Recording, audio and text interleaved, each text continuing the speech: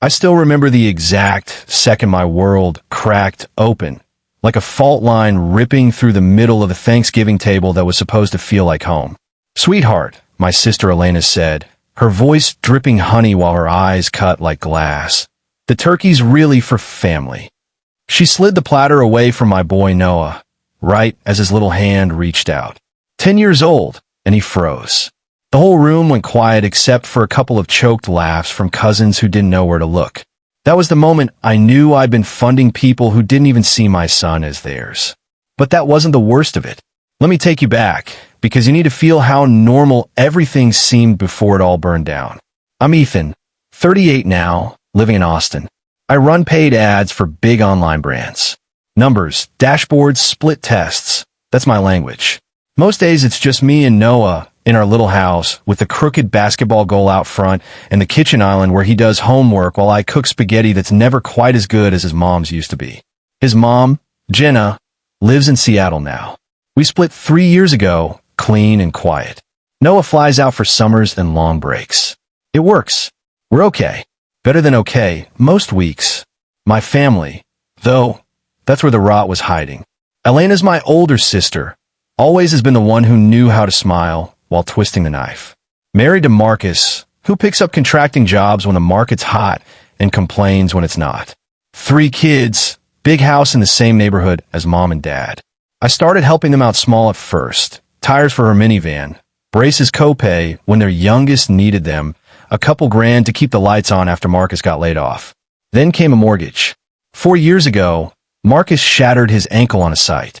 Couldn't work for months. They were already underwater. Elena called me from the bank parking lot, voice shaking, kids screaming in the backseat, "We're going to lose the house, Ethan." The kids, they'll never get over it. I crunched the numbers like I do for clients. I could cover it.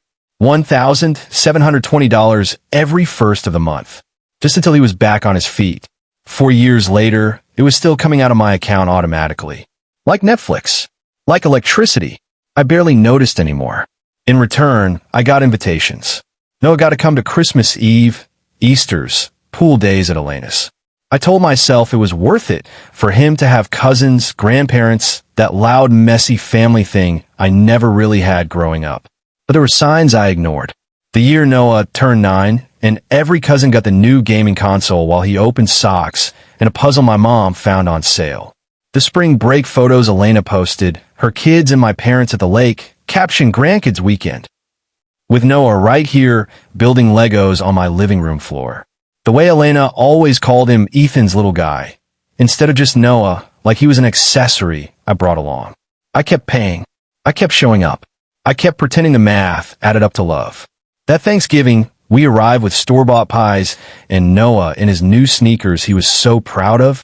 The table looked perfect, candles flickering, kids laughing, turkey golden.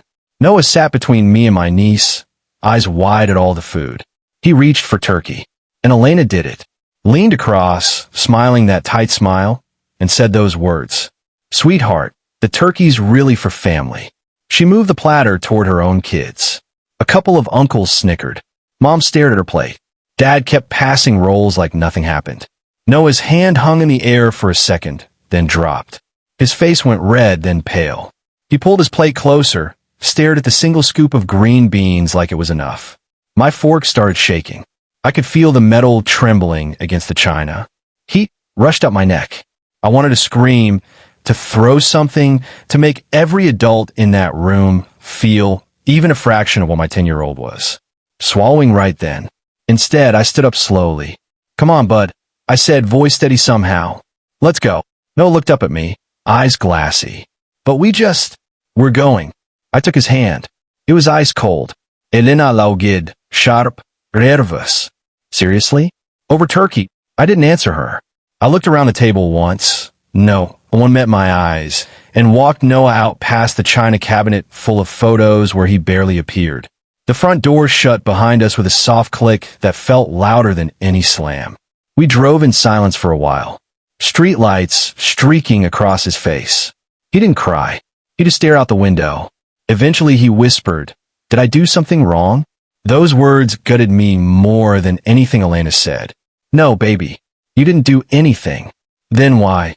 "Some people, I said, gripping the wheel. Forget who their family really is. We hit a drive-thru. Got him nuggets and a milkshake. He ate half, then fell asleep in the back seat, still holding the cup.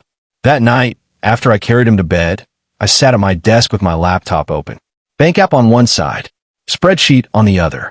There it was, auto pay scheduled for December 1st. $1,720 to Elena and Marcus, Wells Fargo Mortgage. I hovered over edit. I thought about every missed invitation, every smaller gift, every time Noah had to pretend it didn't hurt. I thought about the way Elena smiled while sliding that turkey away.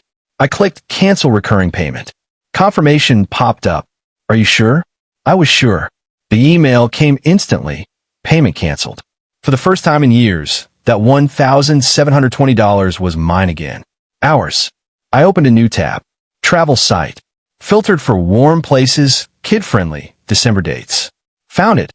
A resort in Turks and Caicos. Crystal water. Snorkeling right off the beach. Kids club.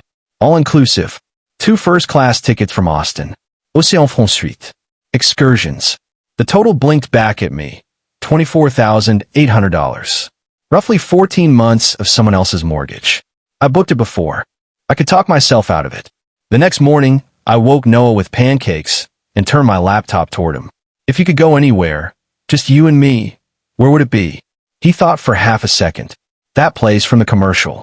The one with the water so clear you can see fish from the plane. I smiled. Funny. I already booked it. We leave Friday. He stared. Then tackled me so hard we both fell off the kitchen stools. We spent a week in paradise. Noah snorkeled with sea turtles. Built sandcastles taller than he was. Ate ice cream for lunch. Fell asleep every night to the sound of waves outside our balcony. One afternoon, floating in the pool, he looked at me and said, Dad, I don't even miss them. I swallowed hard. Good. You shouldn't have to. We flew home sunburned, exhausted, happy in a way I didn't know was possible. Sunday night, I posted a few photos. Noah grinning in a mask and fins. Us in first-class seats, his feet finally not touching the floor. Turquoise water, so bright it looked fake. Caption, grateful for the family that matters most. My phone rang 10 minutes later. Elena. I let it ring twice, then answered. Ethan, what the hell? First class? Turks and Caicos? How are you paying for this? I leaned against the counter, still tasting salt air. Pretty simple, I said. I paused the mortgage payments. Dead silence on the other end. Then panic. You what? You can't just. I already did. But we have kids, Ethan. The house. You have a house because I gave you one for 4 years. Well, you told my son he wasn't family enough for Turkey. That was just a joke. He knew. He's 10, Elena. He didn't know it was a joke. He knew it was true. She started crying, yelling, bargaining, all of it. I listened for a minute, then said you made your choice at that table. I made mine after. And I hung up. That was weeks ago. They've called. Texted. Mom left voicemails about families sticking together. I haven't answered. Noah and I, we're planning our next trip already. Maybe spring break. Maybe somewhere with mountains this time. Because I finally learned where my money and my heart actually belongs. So tell me, if someone treated your child like an outsider while happily taking your money for years, would you keep paying? Or would you finally choose the family that never had to be reminded you were theirs? Let me know in the comments. I read every single one. Thanks for watching. Keep supporting. Do subscribe for more stories.